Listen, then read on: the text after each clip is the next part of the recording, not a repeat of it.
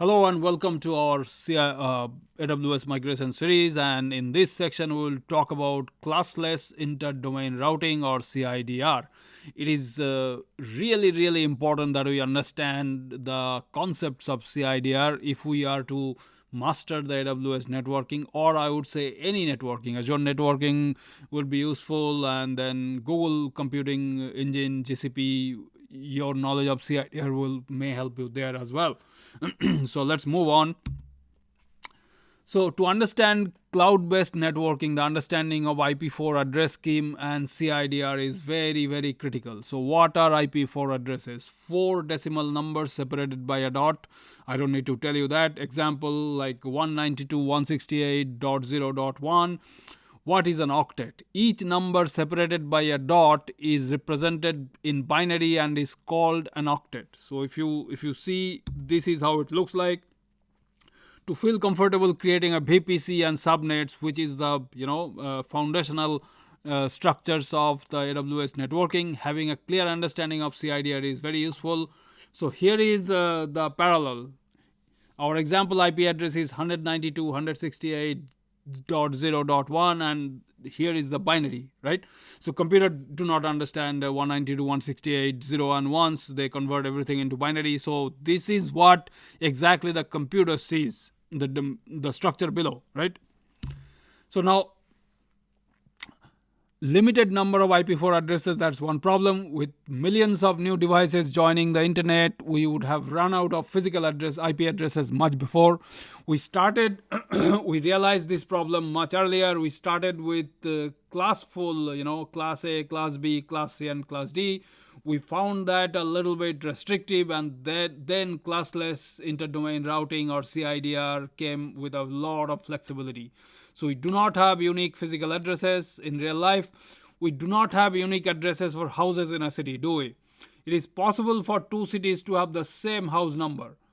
The house number coupled with the city name, zip code, country, etc. makes the address unique, right? So CIDR, as I said, classless interdomain routing or CIDR is the same concept. Let's see how it works. So 192.168.0.0/24, that is where specifying the /24 here means we are denoting that 3 out of 4 bytes, or you can say 3 out of 4 octets as the network prefix and 1 byte as the subnet position. So first 3 will identify the network. So every computer is in a network, right?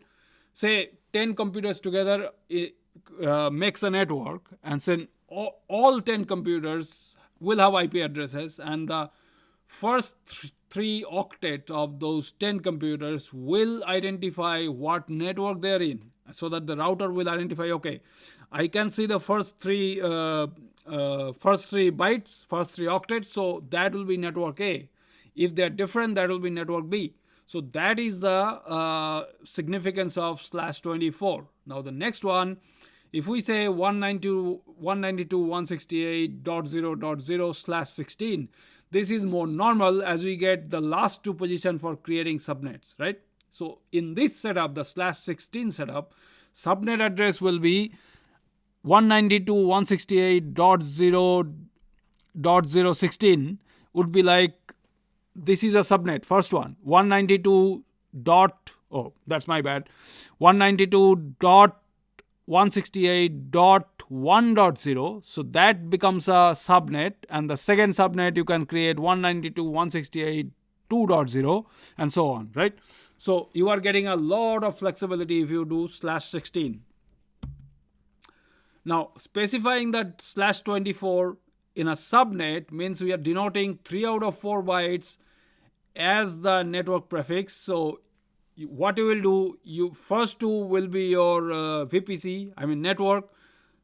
If you combine one more, then it will become 3, and it will denote your subnet, and the last one will be your host address. The actual host address will look like an example host address under the subnet 192.168.1.0/24 could be 192. Again, it is my bad, 168.1.10, 192.168.1.12, etc. Okay. other subnet host addresses. Other subnet could have host like 192.168.2.10, 192.168.2.12, etc. So here in this section, we talked about how flexible classless interdomain routing is, and this again, I repeat, this is the, if you understand CIDR very clearly, you will be very comfortably able to create all your VPCs, all your subnets, right? So that's where we will stop here. And as I said, as usual, if you have questions, please comment. I will try to answer them as soon as possible. And if you like this series, please subscribe. And whenever I create video, you will get notified.